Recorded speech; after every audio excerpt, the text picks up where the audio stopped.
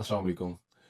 आज मैं एक बहुत ही अहम मौजू पे जो कि बहुत ज़्यादा पूछे जाने वाला सवाल है अक्सर कस्टमर्स की तरफ से डिस्काउंट के बारे में और लैब के रेट्स के बारे में। अक्सर कस्टमर्स को ये शिकायत है हमसे कि हमारे रेट्स दूसरी लैब्स की निस्बत थोड़े से ज़्यादा हैं।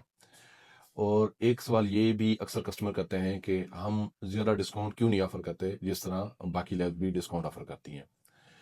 तो यहाँ थोड़ा-सा एक चीज़ को टेक्निकली समझना होगा कि ऑल्दो हम जो टेस्ट परफ़ॉर्म करते हैं जितनी भी गवर्नमेंट की गाइडलाइंस हैं उन गाइडलाइंस को मद्देनज़र रखते हुए, उन प्रोटोकॉल्स को मद्देनज़र रखते हुए, जो अच्छे केमिकल, अच्छे रीजेंट्स हैं, अच्छे इक्विपमेंट्स हैं, उन इक्विपमेंट पे परफ़ॉर्म करते हैं, जिसकी वजह से थोड़ी-सी टेस्ट कॉस्ट जो है हमारी ज़्यादा हो जाती है। एक चीज़ ये हो जाती है, कस्टमर अगर कोई डिस्काउंट के बारे में अगर हमसे बात करता है, तो इसमें एक चीज़ समझने की है कि हमारे जो हालिया रेट्स हैं, ये जनवरी 2024 के रेट्स हैं। हमने जनवरी 2024 से अब तक कोई रेट्स इंक्रीज़ नहीं किए।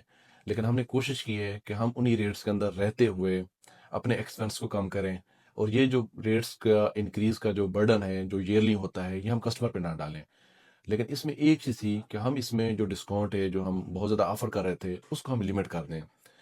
उस लिमिटेड डिस्काउंट के बाद उसी कम प्राइस में रहते हुए हम कस्टमर को एक अच्छी क्वालिटी ऑफ़र करें।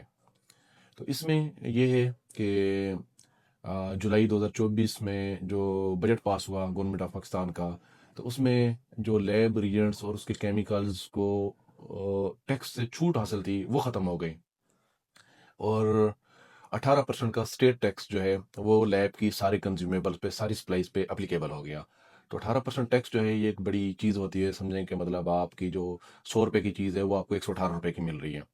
तो हमारा अगर शुगर का 150 का टेस्ट था, तो वो ₹180 का नहीं हुआ, ₹185 का नहीं हुआ, वो 150 का टेस्ट ही है, जो कि जनवरी 2024 से था और जनवरी 2025 में भी वही रहा है।